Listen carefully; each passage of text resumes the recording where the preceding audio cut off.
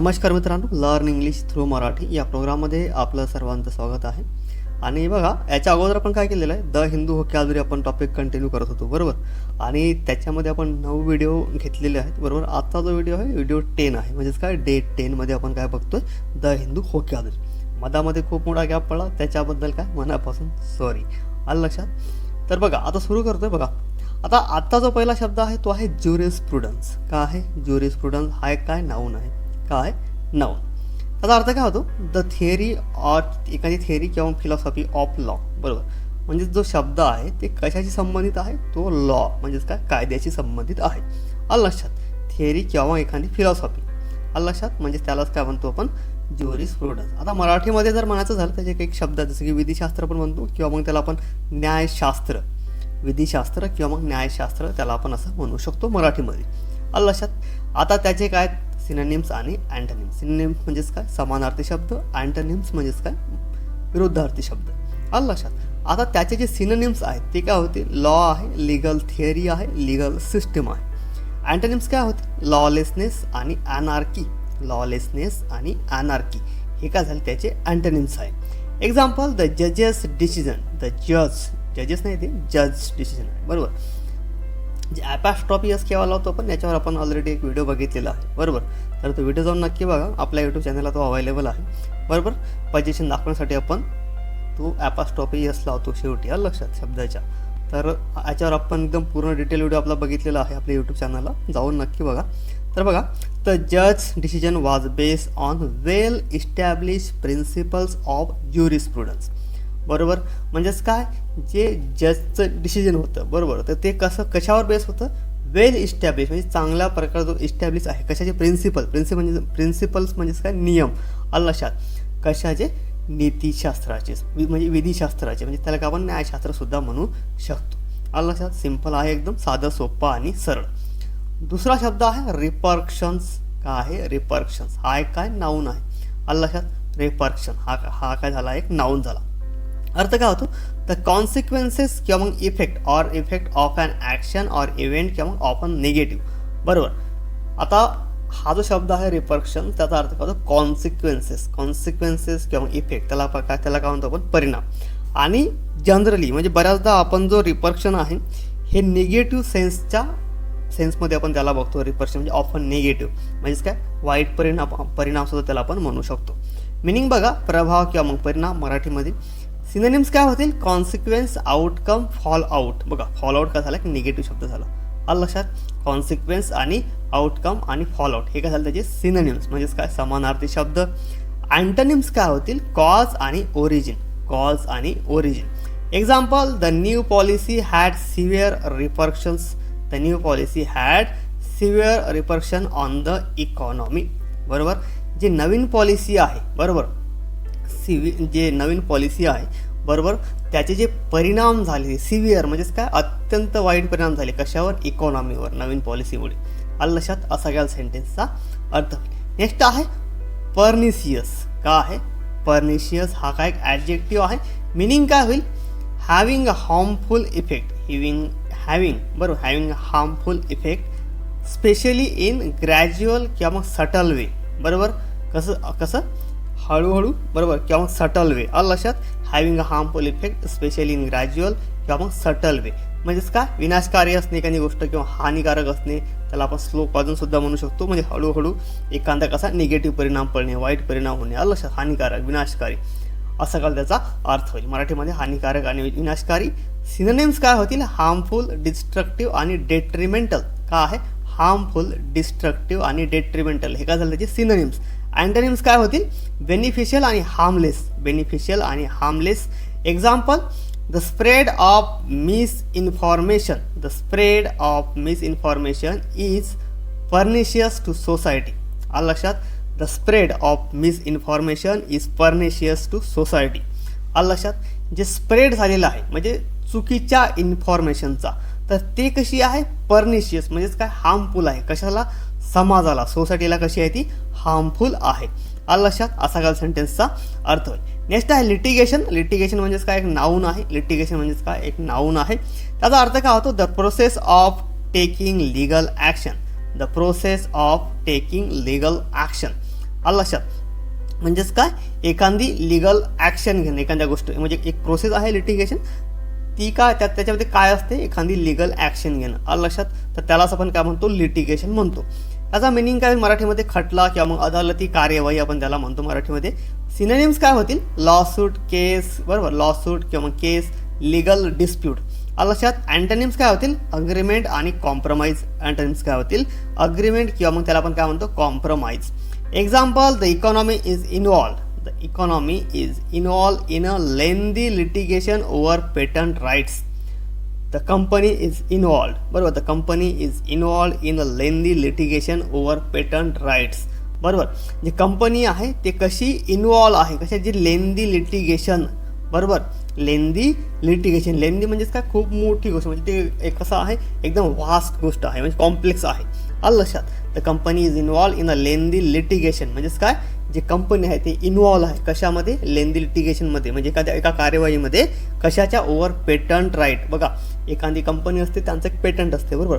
तर त्यांचं पेटंट म्हणजे त्यांच्यासारखा प्रोडक्ट आपण काय करू शकत, आपण कॉपी नाही करू शकत, त्याला काय म्हणतो आपण, कॉपीराईट म्हणतो. आलं लक्षात. तर तो काय झाला, पेटंट राईट झाला. बरोबर. तर त्या केसमध्ये जे कंपनी आहे ती इन्व्हॉल्व आहे, लेंदी केस आहे त्यांची, लिटिगेशन. तर ते जी कारवाई आहे ती कशी, लेंदी आहे, असं काय सेंटेन्सचा अर्थ होईल. आलं लक्षात. साधं सोपं सरळ आहे एकदम. नेक्स्ट बघा, नेक्स्ट आहे प्रिकॅरियस. प्रिकॅरियस म्हणजे काय, ॲडजेक्टिव्ह आहे. बरोबर. त्याचा अर्थ काय होईल, नॉट सेक्युअरली हेल्ड किंवा मग likely to fall or collapse. बरोबर. म्हणजेच काय, एखादी गोष्ट कशी अनिश्चित असणे, बरोबर, स्थिर नसणे. आलं लक्षात. त्यालाच काय म्हणतो आपण, प्रिकॅरियस. मिनिंगमध्ये म्हणजे मराठीमध्ये काय होईल, अनिश्चित, अस्थिर आणि संकटमय. म्हणजेच काय, त्याची काहीच गॅरंटी नाही कधी काय होईल, म्हणजे त्याला आपण काय म्हणतो, प्रिकॅरियस. आलं लक्षात. सिनोनिम्स काय होतील, अनस्टेबल, रिस्की, अनसर्टन. अँटोनिम्स काय होईल, सेक्युअर आणि safe. Example, the financial condition of the startups remains precarious. The financial, जे आर्थिक कंडिशन जी असते, बरोबर, जी परिस्थिती असते कशाची, स्टार्टअपची. जेव्हा नवीन आपला बिझनेस असतो, तर बिझनेस करत असताना जे फायनान्शियल कंडिशन असते त्या स्टार्टअपची, तर ती कशी असते, अनिश्चित राहते. बरोबर. कशी असते, अनिश्चित. म्हणजे काही फिक्स असते का नाही, कारण की ऑलरेडी म्हणजे तसेच आपल्या बिझनेसमध्ये काय असतात, बऱ्याच वेळा काय असतात, अप अँड डाऊन्स येतात. त्याच्यामुळे आपण त्याला असं म्हणू शकत नाही की ती फिक्स आहे म्हणून. बरोबर. ती कशी आहे, अनिश्चित गोष्ट आहे. फायनान्शियल कंडिशन कशाची, स्टार्टअपची, नवीन बिझनेस म्हणतो आपण त्याला. आलं लक्षात. नेक्स्ट बघा, नेक्स्ट आहे डिटरन्स. काय आहे, डिटरन्स. आणि डिटरन्स हा एक नाऊन आहे. बरोबर.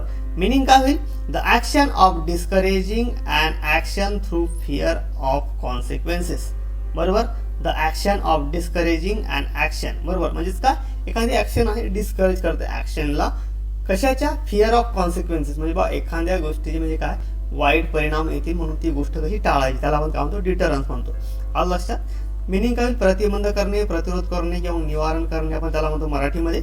सिनोनिम्स म्हणजेच काय, समानार्थी शब्द. तर समानार्थी शब्द काय होतील, प्रिव्हेन्शन, डिस्करेजमेंट आणि रिस्ट्रेंट. आणि अँटोनिम्स म्हणजेच काय, विरुद्धार्थी शब्द. तर अँटोनिम्स काय होतील, एनकरेजमेंट, इन्सेंटिव्ह. बरोबर. एनकरेजमेंट आणि इन्सेंटिव्ह हे काय झालं, त्याचे विरुद्धार्थी शब्द. Example, strong military power acts as a deterrence against external threats.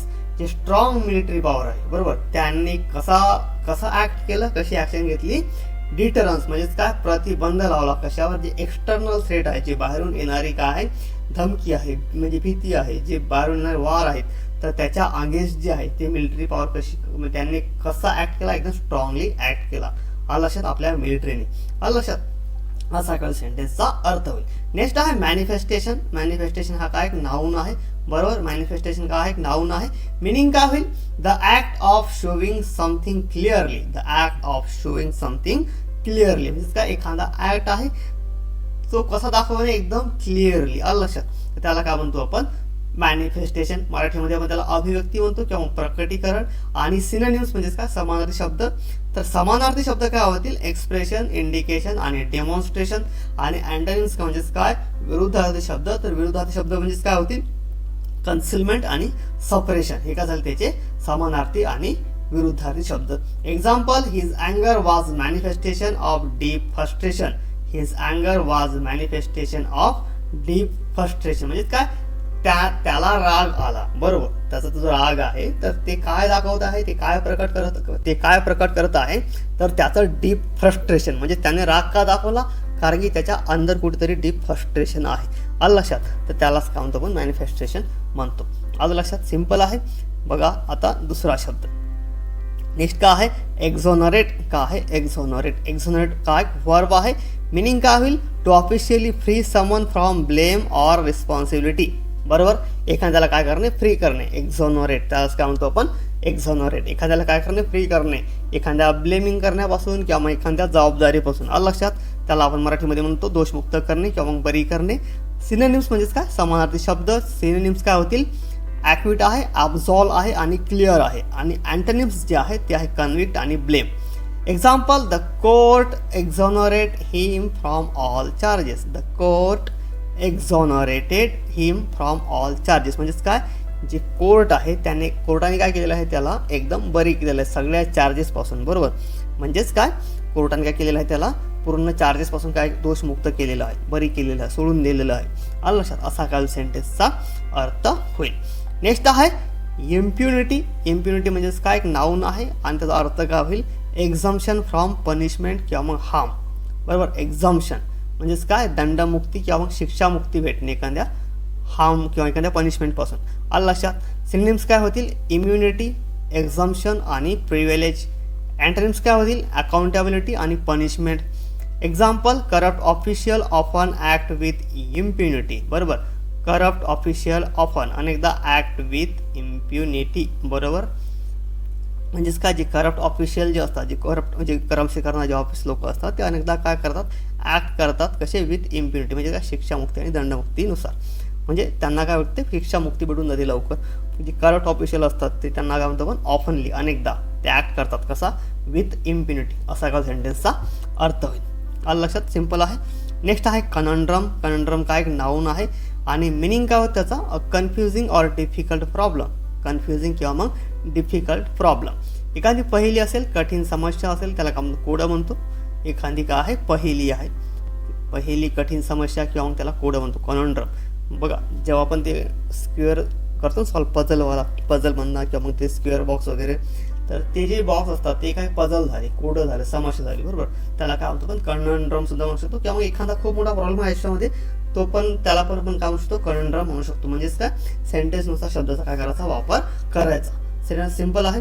Synonyms काय होतील? पझल आहे, डायलेमा आहे, रिडल आहे आणि अँटोनिम्स काय होईल? Solution, answer. सोल्युशन आणि आन्सर. एक्झाम्पल बघा, the government faces a conundrum in balancing economic growth and environmental protection. म्हणजेच काय? जे गव्हर्नमेंट आहे, बरोबर, ते सुद्धा काय करत आहे? फेस करत आहे. काय फेस करत आहे? कनंड्रम म्हणजेच काय? समस्या येत आहे सरकारला सुद्धा, की बाबा इकॉनॉमिक ग्रोथ करायची की एन्व्हायरमेंटल सुद्धा प्रोटेक्शन करायचं आहे. म्हणजेच काय? बघा, जेव्हा आपण गव्हर्नमेंट इकॉनॉमिकली ग्रोथ करायला बघते, जसं की रस्ते बांधणं आहे, तर तुम्हाला झाडं कापावं लागतील, मग थोडंसं काय करायला लागेल तुम्हाला, जे एन्व्हायरमेंट आहे त्याला सुद्धा काय करायचं? कट करावं लागेल. बरोबर, म्हणजे काय? दोन्ही पण गोष्टी बॅलन्स झाल्या पाहिजेत. तर त्याच्यामध्ये सुद्धा काय आहे? एक गव्हर्नमेंटला म्हणजे म्हणजे गव्हर्नमेंट जी आहे ती प्रॉब्लेम फेस करत आहे. आलं लक्षात? सिम्पल आहे. गव्हर्नमेंट असो, कोणी असो, आयुष्यामध्ये सर्वांना काय असतात? प्रॉब्लेम असतात. तर ते एक पझल असते आयुष्यामधलं, तर तो पझल आपल्याला नेहमी स्वतःलाच आपल्याला सॉल्व्ह करत असतो. तर हमेशा म्हणजे नेहमी काय करा? पॉझिटिव्ह आणि चांगल्या विचाराने समोर जाऊया. तर असाच आपला हा प्रयत्न राहतो इंग्लिश शिकण्यासाठी. तर बघा, आता आपले 10 शब्द आज झालेले आहे. बरोबर, तर आजसाठी एवढंच. बरोबर, व्हिडिओ आवडला असेल लाईक करा. बरोबर, कसा वाटला कमेंटमध्ये सांगा. बरोबर, आणि दुसऱ्यांना पण आपल्या व्हिडिओचा फायदा व्हावा त्याच्यामुळे काय करा? चॅनलला शेअर आणि सबस्क्राईब सुद्धा करा. आलं लक्षात? तर भेटूया पुढच्या व्हिडिओमध्ये. तोपर्यंत नमस्कार आणि थँक्यू फॉर वॉचिंग.